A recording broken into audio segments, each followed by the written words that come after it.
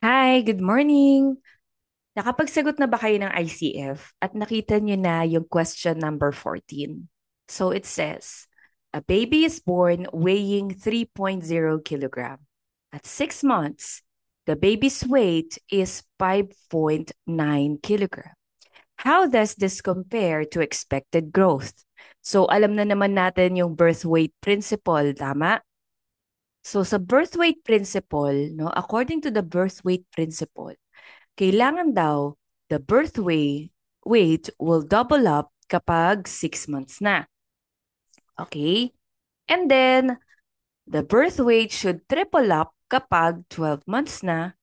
And the birth weight should quadruple up kapag 30 months old na si baby. Or 2 years and 6 months. 6 months old. Yan. Okay? So, with that, ang sabi sa letter A, B, C, and D, prospectively, weight has tripled, which is expected. Weight has doubled, which is expected. Weight has quadrupled, which is expected. Weight is too low for 6 months. All right. So, intindihin natin.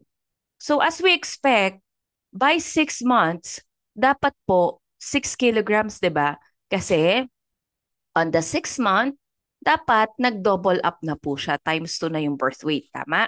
So, birth weight is 3. So, ang ating formula, this one, birth weight times 2. So, 3 kilograms times 2 should be 6 kilograms. Now, so anong magiging answer natin? The best answer here na narrow down ng mga students ay B and D, right? Because it will not triple kasi 6 months pa lang. So letter A is not the correct answer. It should not quadruple kasi 6 months pa lang. Okay? So let's see. Bakit kaya letter B yung tamang sagot?